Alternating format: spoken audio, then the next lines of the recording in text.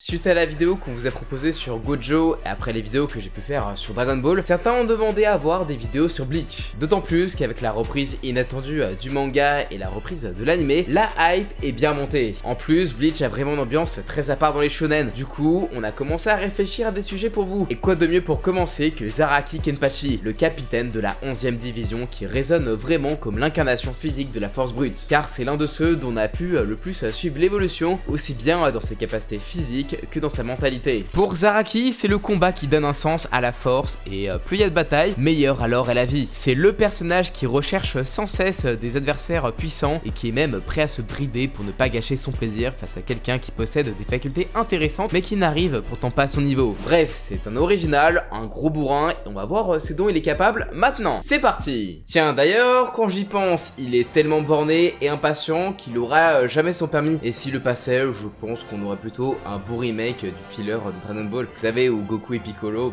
passent le permis du coup. Enfin bon, ça c'est eux, mais est-ce que vous avez le permis? Si c'est non, sachez que cette vidéo est en partenariat avec Wizbee Drive. Wizbee Drive aide les jeunes dans toutes les étapes du permis de conduire. La révision du code de la route, l'accès aux aides pour le permis, le passage de l'examen du code, etc. etc.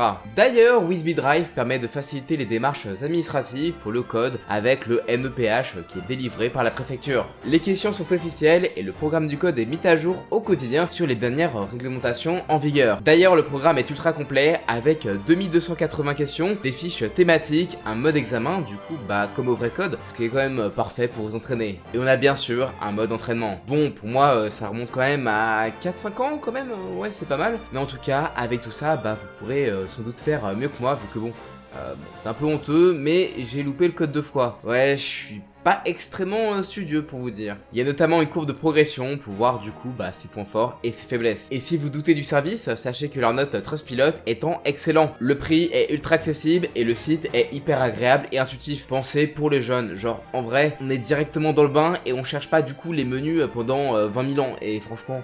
tant mieux. Ça m'a fait bizarre de repasser le code, mais en tout cas, ça marche vachement bien. Et sachez que j'ai un code promo exceptionnel. Bon, en vrai, il est assez simple, c'est Alcor. Il donne droit à moins 10 € sur l'offre 1 an illimité. Vous pouvez réviser votre code de la route pour 14,90 € au lieu de 24,90 €. En tout cas, c'est super sympa et on retourne à la vidéo.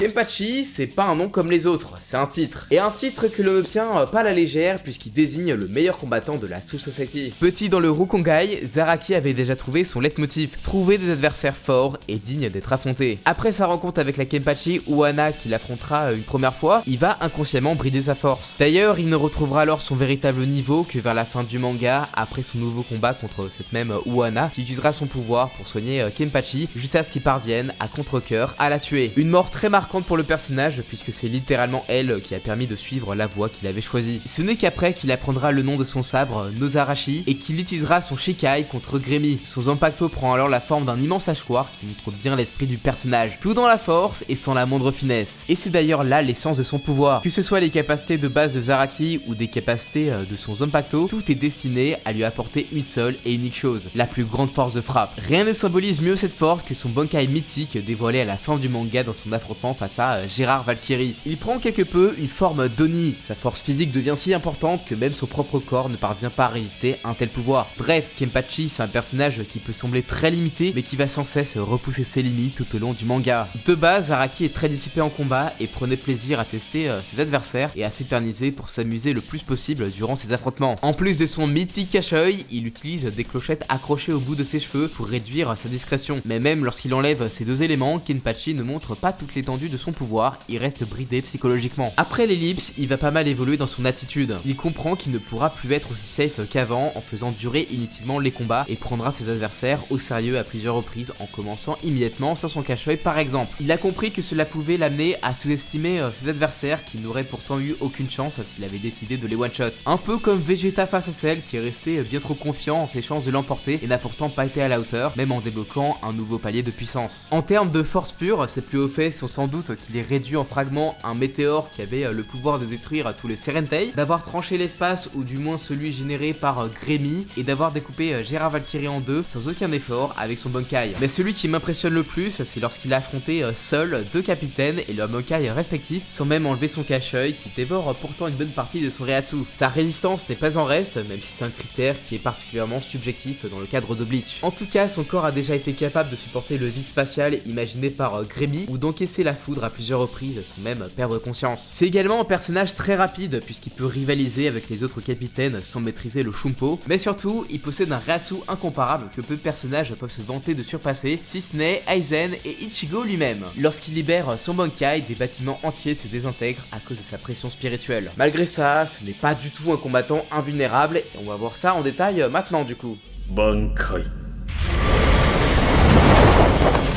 Kenpachi est un combattant très puissant, mais même si ça risque d'en vexer certains, il est très loin d'être invincible. Sa puissance est inimaginable et personne ne devrait être en mesure de taper plus fort que lui. Seulement, voilà, c'est à peu près tout ce qu'il sait faire en fait. Tout d'abord, Kenpachi peut compter que sur son corps ou sur la lame de son Zanpakuto pour attaquer, là où le Shikai ou le Bankai servent généralement à surprendre l'adversaire et à augmenter la polyvalence en combat d'un capitaine. Celui de Kenpachi ne fait que d'augmenter davantage sa force de frappe, il n'a aucune capacité spéciale. Alors, drastiquement certes, mais un peu comme les personnages trop extrêmes dans les jeux de combat, s'il a l'air OP de base pour les joueurs débutants, il sera généralement très mauvais à haut niveau. La faute à un style de combat bien trop prévisible et à son manque d'outils pour se montrer plus polyvalent. Mais attention, ne me faites pas dire ce que je n'ai pas dit. Sans capacité bien cheatée en face, la moindre erreur se paierait très cher. Déjà, Zaraki ne possède aucune compétence en Kido, la magie n'est clairement pas dans sa philosophie de combat, mais combiné avec les particularités de son Zanpakuto, celui-ci lui donne une faiblesse très importante, son absence totale de portée. Il peut combler en partie cette faiblesse grâce à sa vitesse naturellement élevée, mais face à des adversaires de premier rang, cela ne suffirait pas. Son côté borné n'arrange pas les choses et sans l'intervention de Mayuri par exemple, Zaraki aurait pu facilement mourir face au Stern Ritter. Pire encore, Zaraki n'est pas un excellent manieur de sabre à proprement parler. Il n'a aucune technique et ne cherche pas à apprendre même lorsque cela pourrait l'aider à gagner en efficacité. L'état de la lame de son Zanpakuto avant qu'il n'en apprenne le nom le prouve d'ailleurs très bien puisque cela ne le dérange en rien. C'est seulement lors de son combat contre Neutra qu'il se résout à utiliser une technique de kendo à deux mains pour terrasser son adversaire. Revenons sur son Bankai aussi, bien qu'il soit surpuissant, il comporte plusieurs inconvénients majeurs. Zaraki perdra totalement la raison lors de son utilisation et sera complètement incapable de raisonner. Il n'agit que comme une bête sauvage qui souhaite simplement abattre sa cible. Et autre problème que vous connaissez tous, ce Bankai est trop puissant pour Zaraki lui-même dont le corps ne peut en subir le choc alors qu'il fait pourtant preuve d'une résistance physique très importante de base. Une frappe dans le vide dans sa forme Oni, c'est limite la fin du combat pour Kenpachi. C'est une capacité très Glass Cannon en fait. Bref, comme je vous l'ai expliqué, de par sa personnalité et la nature de ses pouvoirs, Zaraki est un personnage monodirectionnel et ultra spécialisé dans la force brute. Il n'aura aucun mal à mettre en pièces des personnages misant sur des capacités de défense ou de protection car aucune protection ne sera assez résistante pour interrompre ses coups. Il a d'ailleurs bien montré que ce soit contre Tesla la fraction de Neutra qu'il a juste one shot ou face à Yami à qui il coupera une jambe sans problème à la manière de Doflamingo à l'arc Marineford. Par contre, face à un autre dueliste mais plus complet, il ne pourra pas faire grand chose même si son adversaire est moins fort physiquement. Imaginez-le simplement face à un combattant d'exception avec des pouvoirs très utiles comme Yamamoto. Kenpachi ne pourra rien faire et mourra désintégré avant même d'avoir pu toucher son adversaire. D'un côté, on peut trouver ça frustrant qu'il soit autant borné, mais de l'autre, vous voyez, c'est aussi pour ça que j'aime autant Kenpachi. Il a un potentiel illimité, la possibilité de faire tout et n'importe quoi, un Reiatsu naturellement cosmique, mais plus encore, il a des principes et pour lui, la voie de la force est la seule qui compte. Sur ces principes, certes réducteurs, Zaraki serait peut-être un combattant plus complet, mais ne serait pas l'homme qu'il est devenu et n'aurait jamais été titré Kenpachi non plus. Bankai.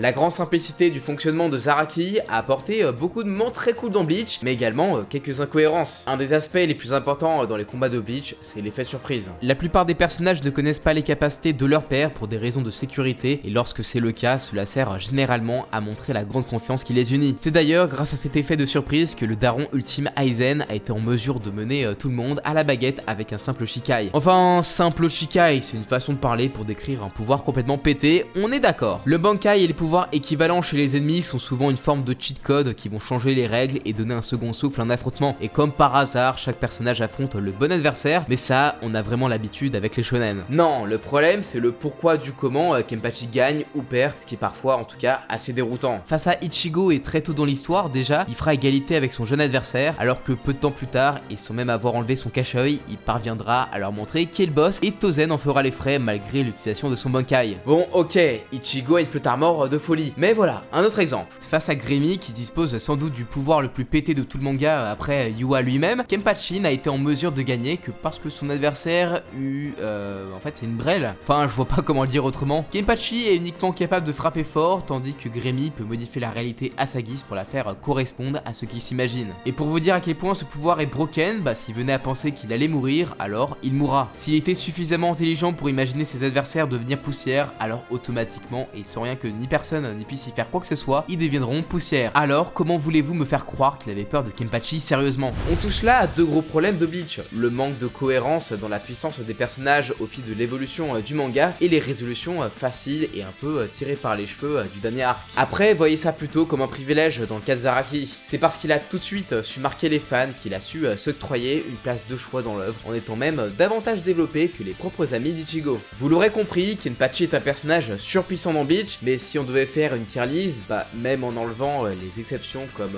iWatch par exemple, qui ne peuvent pas être battus de manière conventionnelle, bah il serait loin d'être au top tier. Zaraki, c'est d'abord le personnage super cool qu'on prend plaisir à suivre et à découvrir les capacités. On connaît très bien ses limites, si bien qu'on se demande comment il va faire pour s'en sortir. Et pour lui, la réponse est toujours la même, en tapant plus fort. Et ce qui est dingue là-dedans, c'est qu'en fait, même en savant d'avance ce qui va se passer, car le personnage, il est comme ça, on parvient quand même à être surpris par la mise en scène de Kubo qui donne à ces moments un côté légendaire. Et puis en dehors de son grand pouvoir, c'est surtout un personnage qui a une belle évolution scénaristique, une personnalité développée de l'enfance jusqu'à l'âge de la maturité. Un des personnages les plus développés par Kubo au fil des arcs, en parallèle d'Ichigo, qui occupe une place écrasante dans le manga, même comparé à d'autres protagonistes de shonen. Bref, cette fois-ci pour de vrai, on arrive au bout de cette vidéo. Abonnez-vous, n'hésitez pas à me dire des sujets qui vous plairaient, que ce soit sur Bleach notamment. En tout cas, ça me ferait super plaisir. Et n'oubliez pas du coup de liker la vidéo, de la partager. Et en tout cas, moi je vous fais des bisous sur les fesses gauches. À la prochaine. Ciao!